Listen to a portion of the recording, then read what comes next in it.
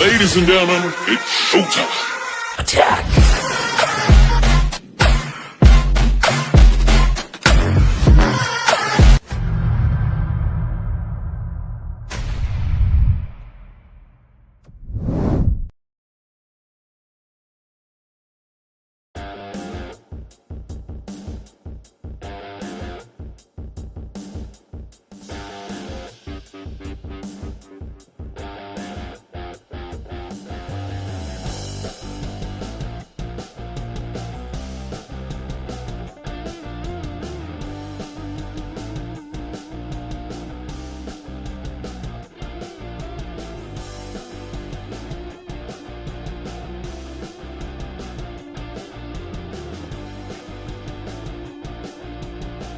Hey everybody, what's going on? It's Alan Deal Jr. here. Welcome to the Addict-to-Athlete show.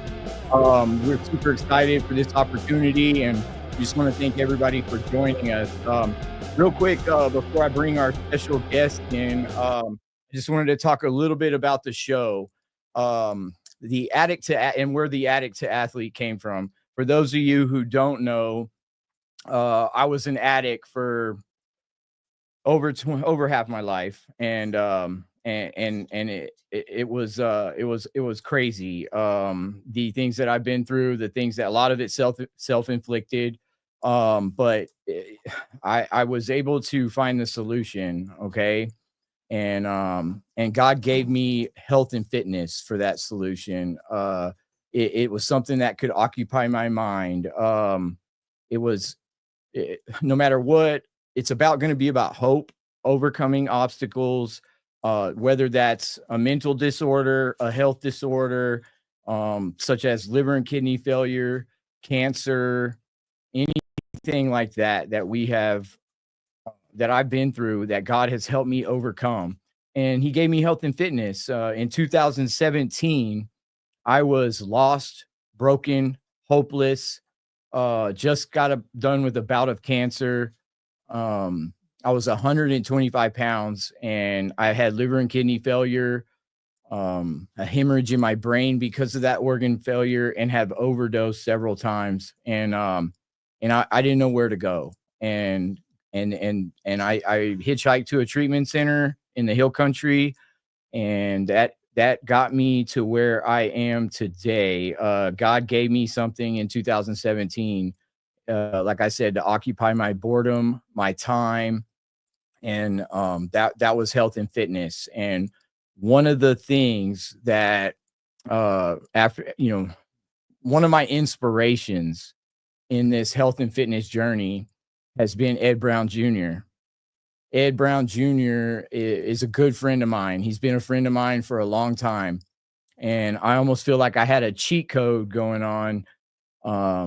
I could call Ed anytime I needed I had a question about my diet, about my training. Even though we're two different types of bodybuilders, he's more on the muscle building side, I'm more on the physique side. Ed still knows about all the experience that he has and he brought to the table for me, and I'm hoping to bring some of that experience to you guys tonight. So I'm super excited. I can't wait to bring Ed on here. And one thing I did want to discuss real quick before we do bring Ed on is this show is gonna, I hope, bring hope to people. Okay. Whether it's, like I said, overcoming an obstacle of alcohol, drugs, or any other type of addiction, whether it's playing video games, gambling, whether you have an eating disorder, whether you've been lost and broken and hopeless, just like I was, hopefully it can bring some kind of motivation to you. And if we can bring just one person hope today, then we've done God's will. And so ultimately this show is going to be about glorifying God, because if it wasn't for him, I wouldn't be sitting in this chair right now, and I wouldn't be able to talk to you, and I wouldn't be able to do, my purpose, I thought, was to wreck people's lives. That's what I did my whole life. People that love me and people that I loved. That's all that was going on. That's all that I thought my purpose was. And now I feel like God's giving me another purpose, and that's to share my strength, experience, and hope And hopefully I can do that with this podcast. That's what we're trying to bring here. So I'd love to bring Ed on now. Let's get him in the picture here. What's up, man? How you doing? Yeah, you doing, Good to bud? see you. Good to see you. So Ed, why don't we start from the beginning? First of all, we're both from Round Rock, Texas, and we both went to school together. And a lot of people in Round Rock know Ed because his mom was a teacher, one of the finest teachers I ever had. She was a big she was a big influence on my life, along with Miss Sheets. I think she's probably listening too. Bobby, she was awesome. But yeah, and I know you lost your mom, and that was really hard for all of us, man. And I don't know. That's another obstacle, that people go through that we have to overcome and we have to battle. And she was such an amazing person. But not only is Ed a professional athlete, he's an IFBB pro, and we're going to talk about that here in a second. But he's a great father, and he has an awesome daughter named Juniper, and he's got a very supporting wife named Catherine, who obviously allows him to be out of the house a lot for training and training other people as well. So we really appreciate Catherine and the fact that she's allowing us to watch the baby right now, so we can come on and do this. So, but yeah, Ed, why don't you first let's start with how's it going, man? How you been? Pretty good, man. I've just been working a lot. It's the thing. Most people get an IFBB pro card and they think that you're going to make money, but it just depends on what you do with the card. And what it helped me with was personal training. Now my continuing education, I don't have to pay for through ISSA, so that helps. And then, like I say, but it's just working a lot of hours. Then sometimes I've got clients at 6:30 in the morning, then I don't get done till 8 or 9 o'clock. So then your sleep patterns are all off, and like I say, but everything, I'm still blessed. I've got a beautiful little 4-year-old girl. I never thought about being a dad, but having a little girl is kind of cool. I'm outnumbered though. I've got her and Cass everything me all the time. Oh yeah, I know how that was. I was just doing that last week at Kalahari with all them girls and my daughter and everything. Well, let me ask you this, man. I know you train a lot of people, okay? And a lot of people have questions. We're both 45 years old, okay? So this is about the time when our body starts changing, probably around 40. I noticed my metabolism wasn't the same anymore. What do you say to people who have issues like getting into the gym? What would you say is the number one problem you see in people trying to come back and that aren't happy with the way they feel, their health? What would you say the number one struggle is? And I can tell even when I get blood work done, see what I'm deficient in, because sometimes it can be your nutrition too when you're not eating clean. I mean, you can go to the gym, but like still, if you're deficient in certain antioxidants, minerals, you can get so much from a pill. But the food, it helps so when you're eating good quality food that your body needs. It's nutrition is probably 80% of your results, whether it be weight loss, muscle gain, and then some people too. Like I had a friend that I won't name drop, but I went to high school with him, and he's just real stubborn. All my other get results, he would lose weight, but the problem was he was still, and he knew he owned it. He wasn't dieting, and he was like, "You're not really training me for weight loss." I said, "Bodybuilding's different." I'm like, "Well, I mean, when you cut down for shows, though, you're still eating right." And it all goes back to building muscle. Building muscle speeds up your metabolism, which makes you burn fat easier. So it all kind of works together. A lot of people don't want to own up to it because they're like, well, I'm training 6 times a week. I'm like, yeah, but if you're going on the weekends and drinking a case of beer and eating 2 large pizzas a day, I mean, that's not, you just what you just did in the gym, you know what I mean? Yeah, no, and a lot of people with meals, but it's just like when I got these moms like, I want chocolates, and I'm like, okay, well, how much? We talking a handful? Yeah. So would you suggest a like I've always in my health and fitness journey, I've always done something like I've tried to not necessarily have cheat days, but I'll have cheat meals. Okay. So for instance, I'll eat really good during the most of the day, and then I might have a good cheat meal at night, or in the morning, I'll have a big breakfast, like a cheap breakfast, because I know I can burn it off all day and work. And you got body, like we talked about. There's people like you. You were already naturally lean, even when I knew you in junior high and high school. Same with Ryan Langerhans. Same with Eric Cook and some of the really good athletes. I remember even Emily was like that too, his sister. Oh yeah. And that's why they were so good at track and field and stuff like that too. Good pretty much at every sport. But I mean, some people's metabolism is just so fast, so they're not going to be heavier. But if they want to put weight on and get bigger, that's more of a struggle. You know, and I remember even talking to Langerhans, Ryan, when I'd see him, he saw I was doing before I got into I picked one poison that was even harder on me, pro wrestling, when I worked for Shawn Michaels. And we were talking about Barry Bonds and this whole hype of him getting pulled out of the Hall of Fame. And he even talked about how, like, in some ways, just because somebody's enhanced and they play baseball, that's not going to all the way help them be a better baseball player. You have to have the hand-eye coordination. Oh, absolutely. You have to have all that ability, the natural ability. The other stuff may help some, but Yeah, exactly. And I know I just saw the comment come up from Jaime. Thank you, Jaime, for watching. We appreciate you, brother. And Bert, appreciate you too. Low testosterone, absolutely, that can be a problem with people over 40. In fact, I have low T, and I have a prescription for testosterone, which a lot of people don't realize. That's exactly what I went to prison for, because I was buying it off the street because it was a lot cheaper that way. And in fact, I just got out of prison for that charge that I had to. It was from a long time ago, but I just had to go spend some time in prison for that. Sure. And when I went into prison, Ed, I've already discussed this with you a little bit, but it was so hard for me. I never got rec. I never got to lift weights. They don't have weights. It's not like the movies. right. Hey, thanks, Dad. I appreciate you watching. That's awesome. He figured out how to do it. He is not computer literate at all. So I appreciate that. Thank you, Mom. Thank you, Dad.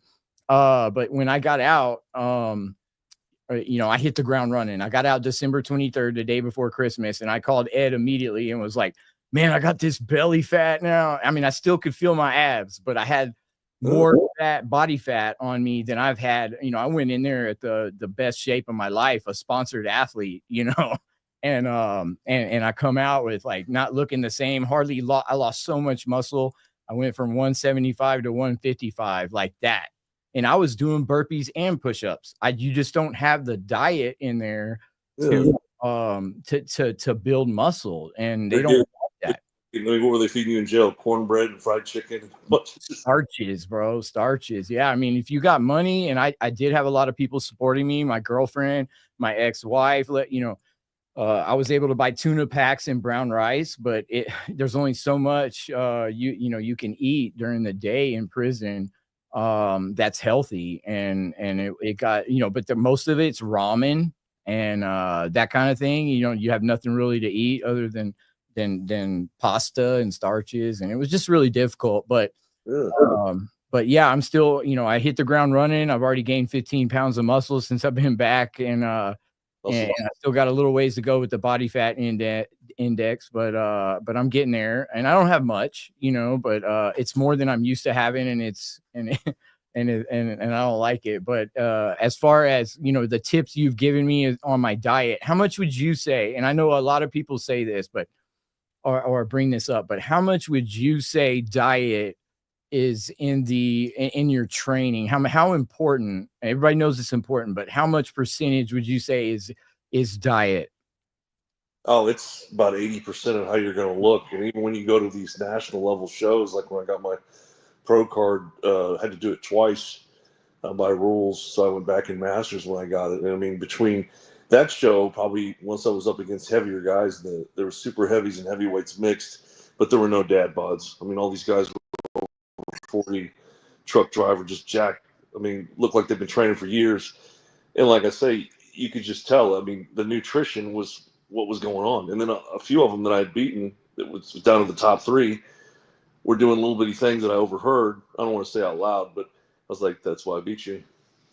Yeah. Because, for instance, they talked one year about the Olympia. You get a kick out of this story. Dorian Yates, who was just had mad.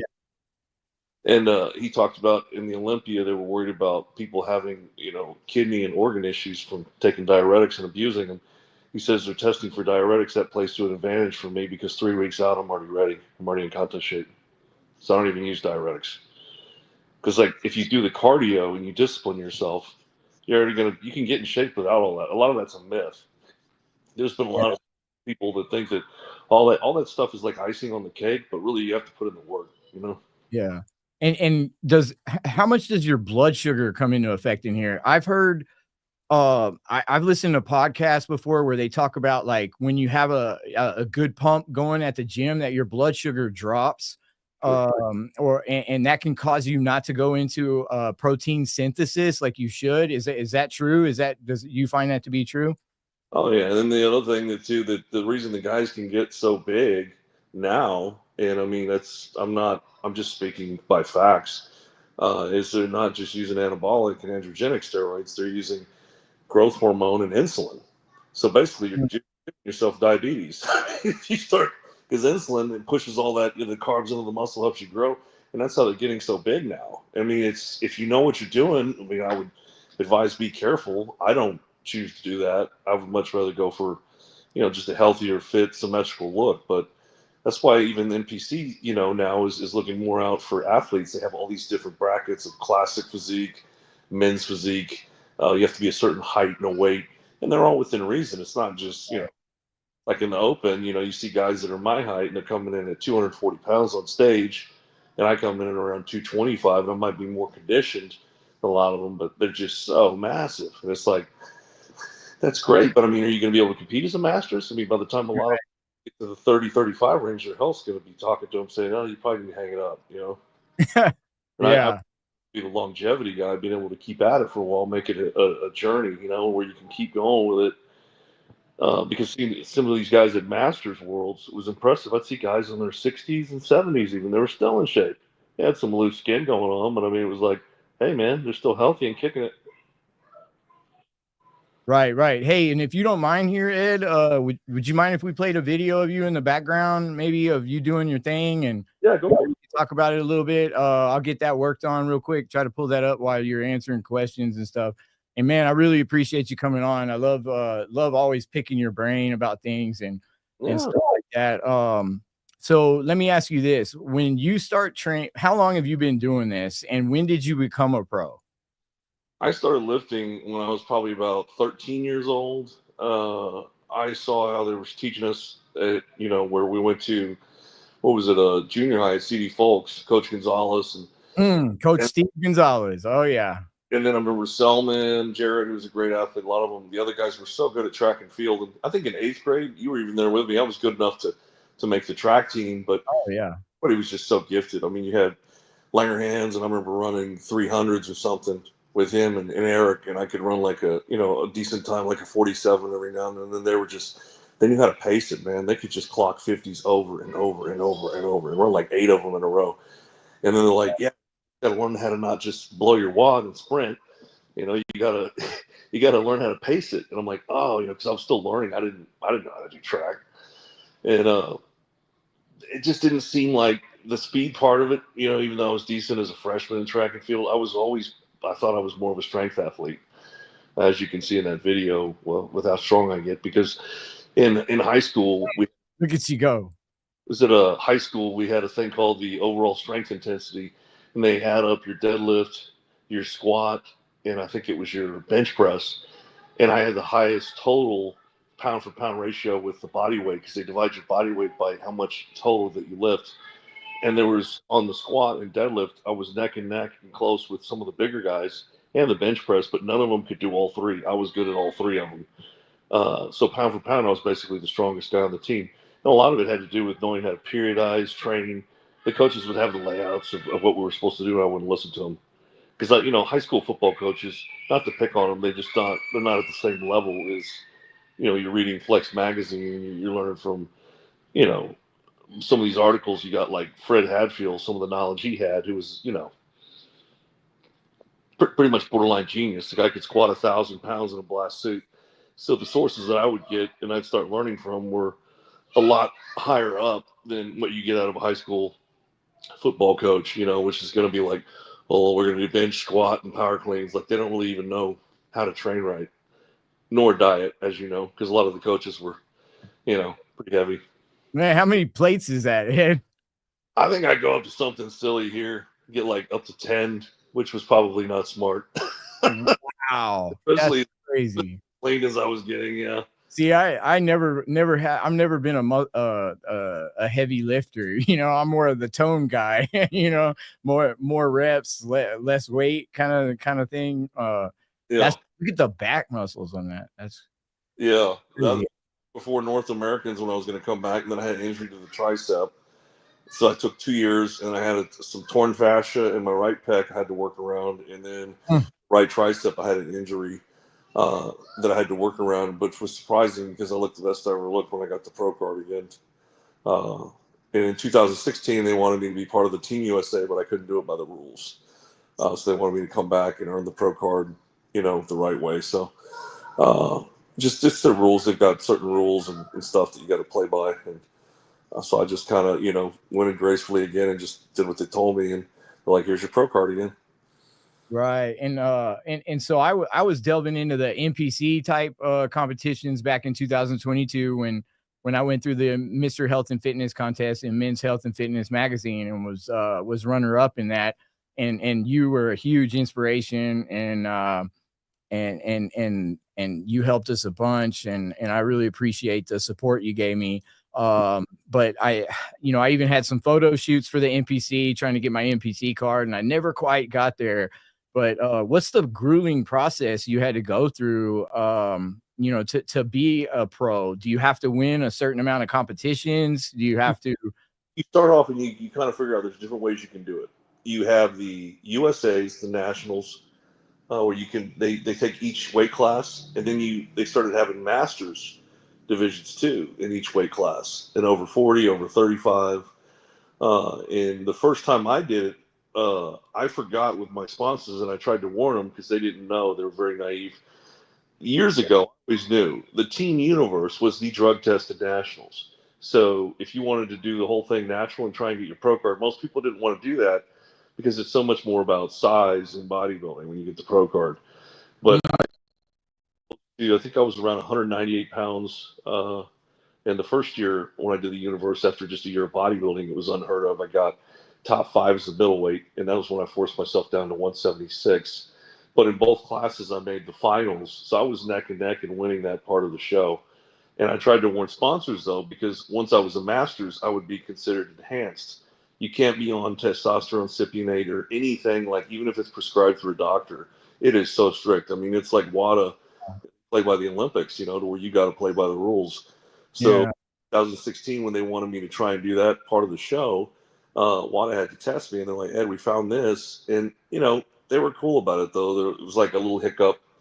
They like gave me a little, slap on the wrist, like, just come back, stay in Masters where you were top 2, and, then earn your pro card that way. So I was like, okay. So that's when I had the injuries and worked around it and came through. But to get my pro card, it was a long experience. You're looking at probably, I think it was around 16 shows. And then when I had to go back, it took another 1, 2, 3, 19 altogether. And that was from the course of 2004 all the way through 2020 when I finally was able to keep the card. And then I've done 2 pro shows. And then I've done 3 guest posing appearances once I had the pro card. And now I've taken a few years off. Now the Juniper's growing up, and they've got all these different things. And like I said, being 45, I'll be more in probably the Masters division. It'd be fun to get in shape in my 50s and still keep at it, Yeah. Heck yeah. Yeah. Yeah. And that's what I've always strived to. And for instance, we got a comment on here by Mr. Rincon. He says, man, I can't lose weight for the life of me. Okay. And it might be due to his age or his low. Would you suggest that Mr. Rincon go get a blood test first of all and try to see if he's something causing it? I would look at his thyroid. I would look at a lot of different things. And it might be something in his blood. Like sometimes people's blood types, they're more sensitive to certain foods and carbs and stuff like that. You see some people do better through weight loss with ketogenic diets. Some people do better with high carbohydrate diets. For me, that's the one that always worked better for me was a lower fat, high carb, high protein diet when I start getting in shape. I just love food. I mean, when in the off season, the getting big part was the fun part for me. But now that I'm older, weighing Right. 275 sometimes, 265 even, I feel way better. But like, I wouldn't even mind being closer to contest shape, about 30 pounds, because of sleep apnea and other stuff. Because even when I'm down to no body fat, I mean, when you carry that much muscle on a 5'8" frame, it's just not normal. So you got to kind of work with what you got and be careful, you know? Right. And we're going to be bringing up a picture of you here with with you eating. Yeah. What is this, Ed? Can you talk a little bit about your diet when you're training for something like that? Yeah. See, like there I'm eating swordfish, white rice, or it might even be jasmine. And then I So think what's the difference between the white rice and the brown rice for you? white rice is got, the sugar and stuff like that kind of will tell on you more, like we talked about with different body types. Uh, Right. and then what seems to be very popular now with a lot of these guys that write out diets, and I've done it with clients, and I have to go break down the science behind why it's better. But everybody loves to use jasmine rice now. Huh. Yeah, it seems to Yeah, I be. know my ex-wife is she eats a lot of jasmine rice sometimes too. So Yeah, yeah. That was when I had gotten the pro card the second time. I think I was 41 years, 208. 41 there. Yeah, 218 pounds on stage, Ooh. and a little heavier after the weigh-in. Mm. And like all these guys, you look at them when they line us all up, and then I think in the overall, there was another black gentleman that was light heavy, and it looked so close. I mean, I was even drier by then, so I looked probably more conditioned, but he just had a really nice flow, like small joints, and I think he ended up getting overall, and I got runner up, and we both got the card. So either way, it worked. And like I say, if that guy ever does a 212 class, I don't feel sorry for any of those guys because he looked pretty good. Yeah. Yeah. So okay. So you said Mr. Rincon to, obviously get his blood tested, figure out maybe if there's a thyroid issue or something like that. Maybe he has a blood sugar issue too, possibly, and may not even know it. Does that happen a lot? Do you see in these Oh people yeah. that you train? I mean, like even my father-in-law, when he started exercising, it helped a bunch because he was type 2 diabetes, and he was able to even wean off, not having to use his meds as much and do a lot less because he could get up. He just loves to eat, and he's not a naturally huge person. I mean, he's tall, but I think he was like maybe 150, 160 when he got married to his wife, and then Cat wasn't born yet. And then when grew and got older, he was carrying like 250 body weight at like 5'9", 5'10", and then when he trimmed up to about 230, he just felt so much better. And he never played any sports, but he just showed up to the gym and was like, "How do I make this fun?" And he'd get creative, and I'd have him show him just different stuff he could do. He goes to the Y a lot now, right by McNeil High School. He's at it. Heck yeah, that's a good place. Oh, but it's pretty impressive that he's still keeping it. He's even got weights set up in his garage. That's great. Yeah. That's great.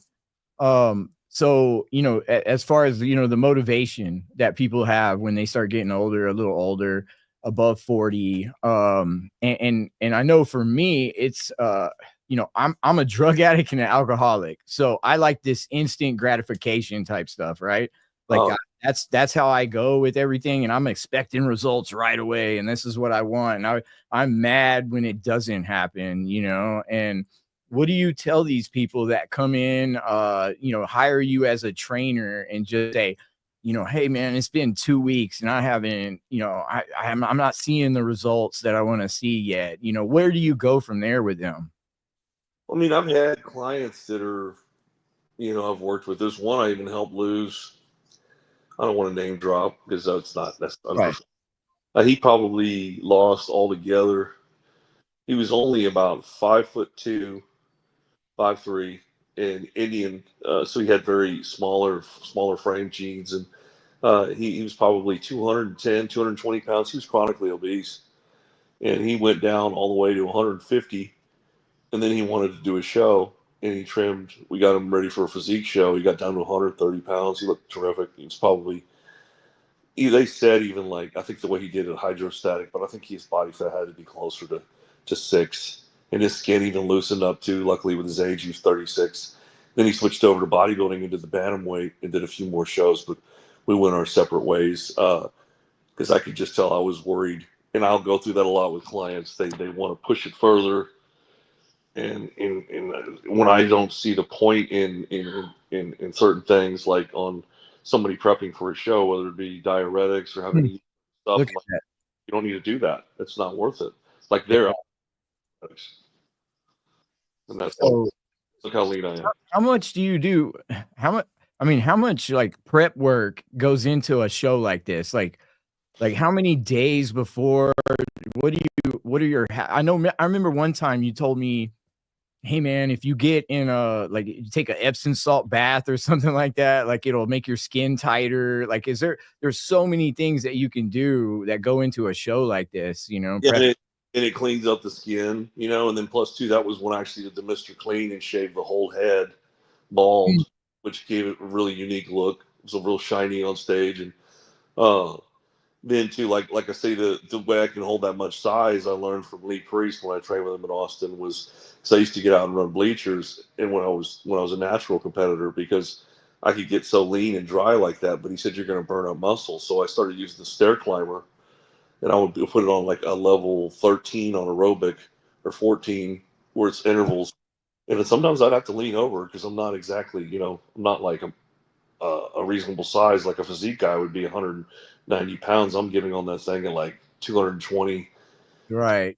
pounds, fluctuating, between shows. And, I would do that 30 or 45 minutes on that, and I would just be drenched when I get off, come back later in the evening. And sometimes I'd even do it at the apartment where I live at La Frontera. I'd get on the seated bike, pedal for another 30, or I would do the treadmill for 30.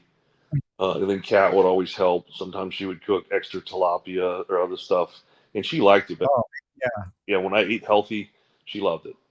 She will. Oh, I bet. I bet. I know my girlfriend always had a problem. She's like, "I don't know what to cook, because you always eat so healthy." And I'm like, "Well, let's start cooking healthy together," and she did. She supported me in that aspect, and Yeah, I saw your comment earlier, Misty. Thank you. I really appreciate it. She says to tell you hi, Ed.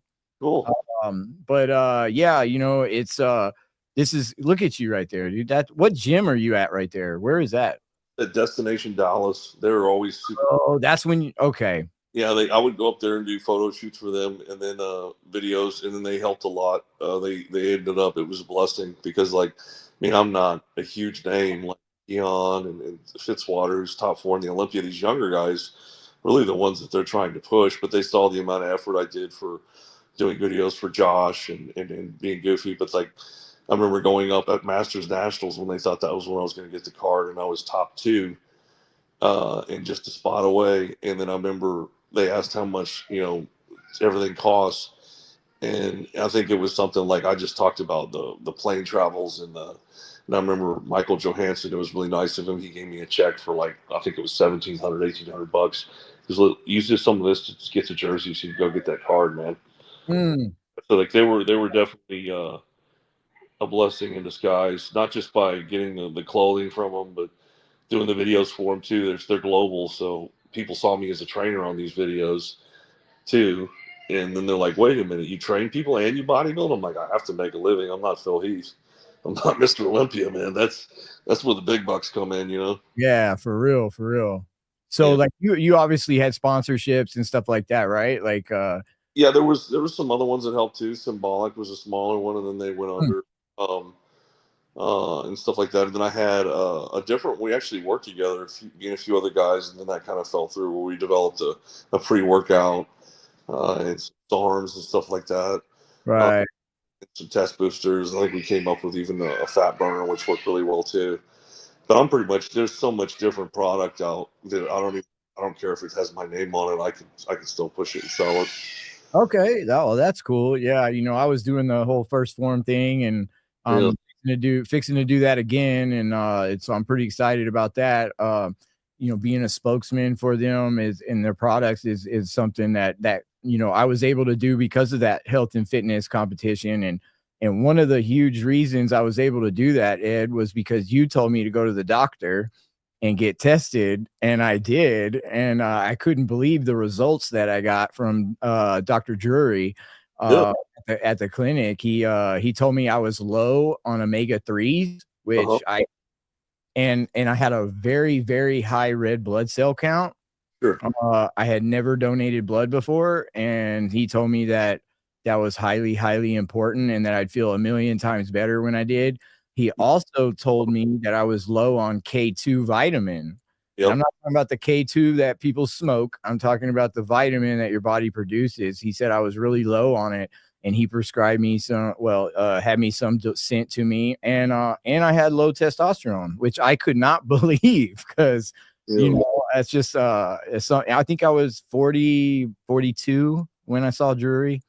Well, yeah, most people don't realize is you know, when you turn 40, even 35, 40, your body starts going through sarcopenia where your muscles atrophy a little bit.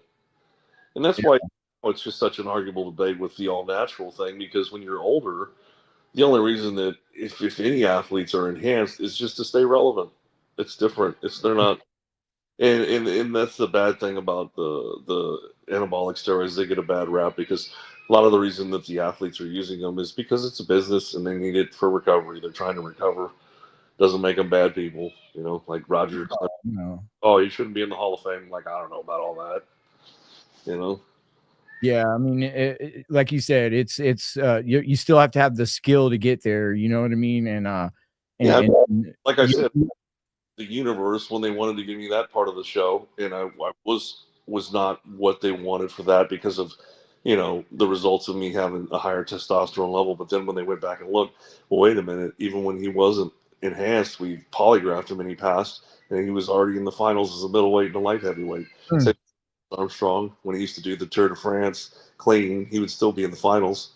It was like, yeah. Do you know exactly what he was taking? I forget what it was now. It was to increase his blood flow, right? Or something like that, to make his heart rate lower as he's more active. I can't remember exactly what it was, but. And that's what was funny is I've even talked to other people that have done triathlons and the similar stuff where like he could have done different altitudes and worked out somewhere else and probably gotten the same result. And cheating a different way, or not cheating, but, you know, find edge. That's how I would like to put it, you know. Yeah, I got to fix his BMW X5, or well, I was the collision estimator over his BMW M5 when I worked at Burley's in Austin. So that was pretty cool experience getting to meet him and Cheryl Crow for a little bit there. But yeah, man, you know, and I know a lot of people that are our age struggle with, you know, just the motivation to go into the gym and to start, you know. Well, I mean, that's why I always, when I went to junior high, you know, all y'all adored my mom. And there was so much character out of y'all's class because I remember Erin Bradish was always a close friend. I get to reconnect with her later. She's awesome. And then I remember Jared, even just the attitude that everybody had. I remember Jared saw me come out of content mastery, and he didn't mean it as disrespect. He says, "I didn't know you were in content mastery." And I said, "Yeah, I guess I'm kind of slow." He goes, "Nobody's slow, man." He says, "You probably just learn different, but whatever." Yeah. You know, like everybody just had a different attitude, everybody was just good people, man. Yeah, we had some we had a bunch of good athletes that came from Round Rock, whether it was, you know, baseball, track and field. Yeah, I mean, we had, you know, Jeff Onoviris, Ryan Lingerhans, John Danks, Jordan Danks. I mean, Travis Schisler. I could go on and on and on. The list of people, Dante Hawkins. Yeah.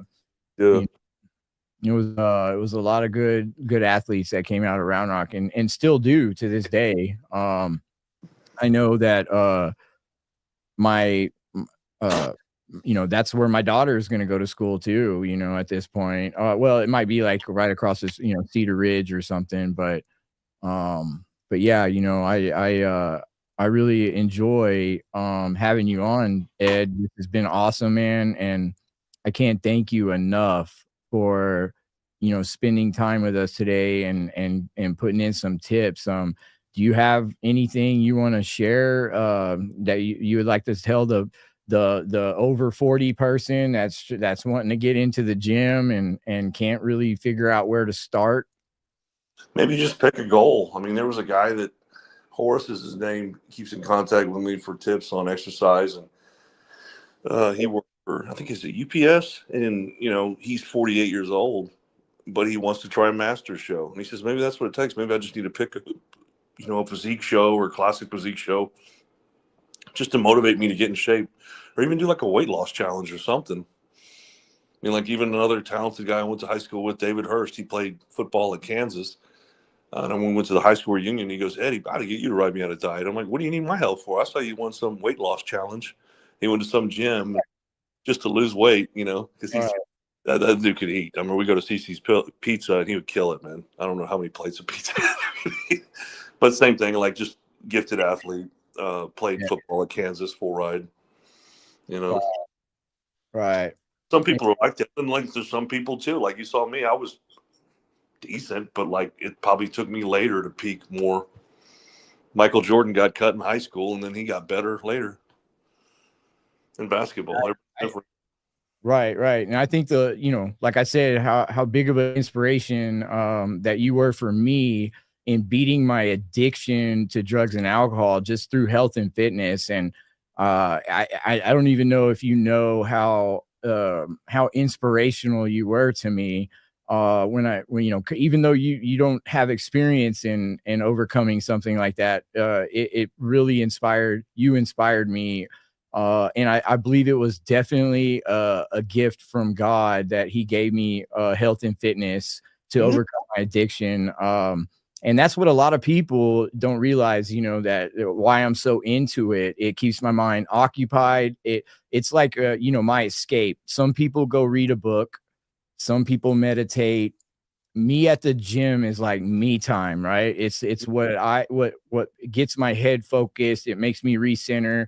And I also spend time with God when I'm doing it, and I look at the course of my life and what I've been through and how I went from, 125 pounds, liver and kidney failure, overdosing, everything in my life that I have done where health was never even a forefront in my brain. Like me being healthy never was that, And when I went into that liver and kidney failure and had the hemorrhage in my brain, and they gave my parents told them it was a 10% chance I was going to live. They said I only recovered because of my athleticism, and my grandfather, he quit smoking when he was alive. He always said that, he lived to be as long as he did because he quit smoking. And I just want to be able to be there for my children, and I want to be the father they deserve. And I know you do too with Juniper. And the fact that you can balance your fitness journey, the time you spend on that with, hey, look at my dad's comment. He says, what about the guys over 75? Laughing out loud. He's still kicking. That's awesome. Hey, you remember my dad? He used to run, man. My dad was a huge inspiration with my health and fitness too. My dad was a DPS officer for over 28 years, and he ran. In fact, they called him Spider-Man because his veins would pop out so much. And he would work out, and he was a big time runner. And that's one thing baseball. You're a real good baseball player. Yeah, I was in baseball for sure. Baseball was my thing. And, I don't know where I got that from. Cause my dad's really, he never was, a softball, baseball, or, I think I got that from my mom's side of the family, cause my uncles are really good at it. But it's like my dad, he was more of a track, a 400-meter guy. Like if you look in high school, he was like 155 pounds. I weighed like 200. I was like different, just different genetics. Oh, hey, well, I heard Mr. Ed Brown Sr. just had a birthday recently too, right? Yeah, 72. Oh man, look at him. He still looks good then. Yeah, he's hanging in there. Oh man, that's great. How's he feel about Juniper, man? And he's pretty cool. Like, yeah, and then got him a cake that said "Happy Birthday, Grandpa," because he didn't want to know, reminded of how old. I was going to put Grandpa's numero uno, but we left that out. We just put "Happy Birthday, Grandpa," and then I got him, I think, the new Gladiator on Blu-ray. He's that and some Milk Duds. And when I used to go to the movie with him, he would kill some Milk Duds. That was his favorite. That and like popcorn with tons of butter. So how's your dad doing when it comes to keep, does he call you for tips and everything? At the gym, he's always kind of liked me competing. Like, he's just always been worried. Just like when I did the wrestling and stuff, he's like, "Man, you don't got health insurance, man. You're crazy. You're gonna take Yeah. shots over the head." A tear a bicep. Yeah, and then the bodybuilding, he liked better because I'm not getting hit with the chair. But then he saw how everybody is just so massive. Then he understood kind of towards the end. He's like, for you to get really good, it took you till you were 35, but it's also because you didn't rely on speeding up the process with other stuff. Because a lot of guys just don't have the patience. They want it all then, and then they'll go for it. And it's like, you're not going to last. It's kind of, if you want to be able to keep at it. Because the muscle maturity really comes from not just the volume of the muscle, the size. It's just contraction over and over and over again. Right. Time in the gym, you can't speed up time. And most people will think, well, I'll just throw a bunch of nitrous in a smart car. And I'm like, you're still driving a smart car. The engine's going to blow. You got to have at least a Volvo or something to work with, man. Right. Yeah. And I heard Arnold say one time that he used to when his body would hit a max and he couldn't feel like he couldn't gain anymore, he would switch up his routines on or how he did them, whether it be resistance training or just changing the like. I know I go to the gym and I do the same, like I catch myself doing the same rotation every time, and then I'm like, oh man, I remember when Arnold said that, and I'm gonna switch it up, and this time I'm gonna do, No, you're totally right. And you have to evolve too. I remember Branch and all of them. He retired, but he still wears the Gaff stuff, and he's like the mega figurehead. But like, even with him and Johnny, and then I was one of the few that was left out of the original Metroflex that trained there that was able to do the powerlifting and mix it. But the problem is when you lift heavier like that, you're going to tear stuff. An injury. Yeah. Like bench pressing over, I think it was 530 pounds is what I got up to for a touch and go. And then I paused 523, but like that type of resistance. And then when you're transforming your body, getting so low in body fat, it's just, you're so much more prone to injury. And I started learning, like I Phil Heath, when he tore fascia in his right pec, or it was like one side of his pec, and he said that he started to say, man, I see all these guys getting hurt doing heavy weights. What if I just did all hammer strength at Smith machine? And he started doing that, and he won like 3 more Olympias just to protect his joints, because he's like, that's crazy. It's really a show. It doesn't matter how much I one rep max, you know what I mean? Yeah. I mean, obviously, you saw, because I love to train heavy, but like, you got to train smart, Obviously, you've seen all the hype about Sam Solik all over online. Oh, that kid's what that was his first, like, he doesn't even have a trainer. I heard that too.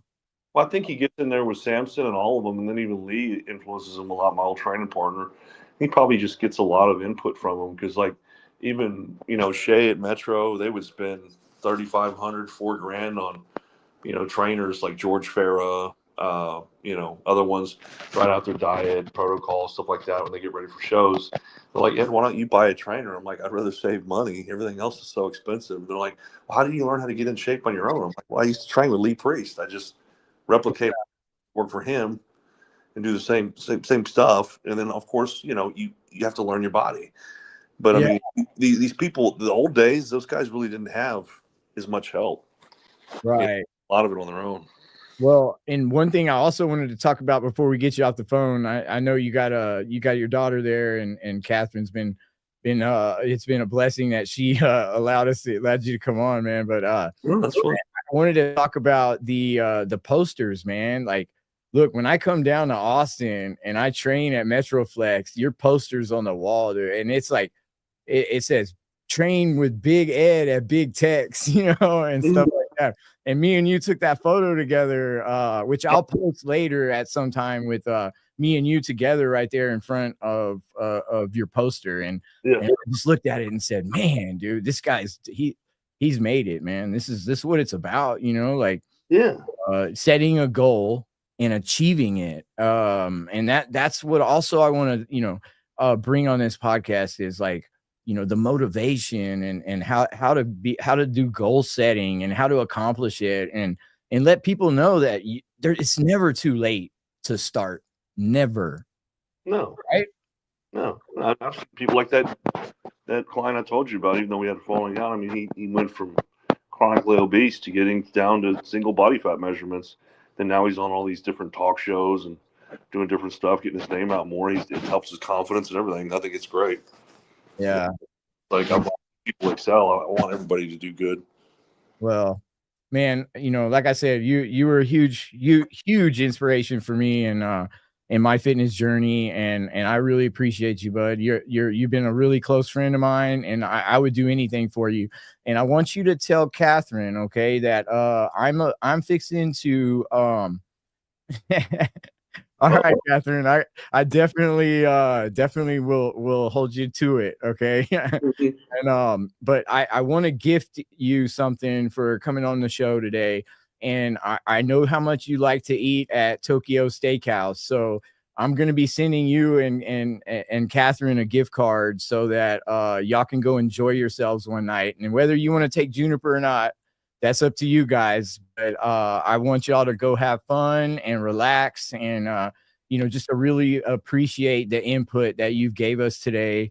And for help kickstart this for me, to have a professional athlete on my first episode, it's awesome. You might want big stuff. They have masters. You might want to be like, Ed, I want to try a show, and then the next thing you know, you win the masters. You're like, hey, let's go to Pittsburgh and go for your get a physique. You don't know. Yeah, I don't know, and that's the thing. I don't know what God's got in store next, and we'll talk about that in a minute when I get you off the phone or off the podcast. But man, I really appreciate you, bud, and we're gonna sign you off here in a second. But I just wanted to let you know that I would be sending you that gift card for coming on the show, and she loves it too. I guess Catherine, huh? Tokyo Steakhouse. She just put a comment on there, so. Yeah, we really appreciate you. My manager and I do, and we thank you for help kickstart the Addict-to-Athlete podcast. And I'll give you a call soon, buddy. Send me your email, and I'll get you that card over there, buddy. So I can have y'all go out whenever y'all want. Okay? Yes, sir. I appreciate you, man. Is your friendship and everything. You're awesome. Oh man, thank you. That means so much, Ed. Love you, buddy. We'll talk to you soon. All right, yeah, guys, and that was Mr. Ed Brown Jr., IFBB Pro, Ed Brown Jr. Thank you so much for coming on the show, Ed. I really appreciate it, and that comes to what I was fixing to talk about, about this show and the hope and the inspiration that God will hopefully allow me to bring to the table and have guests on that maybe have been into some type of addiction or like Ed, maybe they haven't been, but they know how to goal set and how to achieve those goals. And I'm super blessed, to be here and to be alive. And one thing I wanted to discuss before I get off the show is, I want you guys to do me a favor tonight. I try to stay in the present right now, in the now. Okay. And why I say that is because if I start future tripping and I start looking out in the future about things that haven't even happened yet, I start to get anxiety and I start to get fear, and I start and if I stay in the now and I fully trust God 100% and I'm allowing him, Jesus, to take the wheel, right, and guide me, I have no fear and I have no anxiety. And it is no coincidence that in the Bible it says fear not 365 times. That's a daily reminder that God is trying to tell us we do not need to live in fear and anxiety. And so tonight, before you go to bed, I want everybody to try to think about the things you do have, okay, not the things you don't. Try to think about, you got a roof over your head. Try to think about, you have a vehicle to get you to work. And if you don't have a vehicle to get you to work, think about the things you do have. Don't think about the things you don't. And that always helps me when I'm trying to not live in anxiety and in fear, and let the enemy come in and start coming at me, and I think DMX said it better than anybody. Rest in peace for him, but he said it better than anybody. As he got closer to God, the enemy knows and he don't like it, and he starts coming at you in so many ways. But how you combat that is having a a close relationship with God and letting him lead and take that direction. And I feel like, the fact that I don't have a mental obsession to use drugs and alcohol right now, and I'm only 2 months and 2 weeks out of prison, and God's blessed me with, with so many things, and I haven't even been able to grasp it yet. I'm just enjoying my relationship with God right now and what he's doing for me. And I'm not doing it for anything in return, right? I told you earlier, my purpose was to wreck people's lives. That's what I thought I was here for. And now God's given me a purpose, and that's to share my strength and experience and hope to anybody who's willing to listen.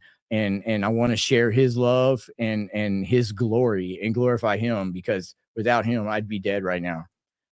So I really appreciate everybody that came on today, and it's been amazing. And I will be coming on in midweek with no guests, just kind of a short time. Like, let's get in the groove of this thing. I will be having guests. I do have some lined up. We're going to be working on that. Every Sunday will be the full podcast. So just want to say thank you to my manager. Well, first of all, thank you to God for putting me in this situation. Thanks to my manager. Thanks to Ada for the studio. I really appreciate it. She's also been kind of the tech person tonight, helping me out. So I really appreciate that. And guys, if you want to see more of Ed, just hit him up on Instagram, hit him up on Facebook, Ed Brown Jr.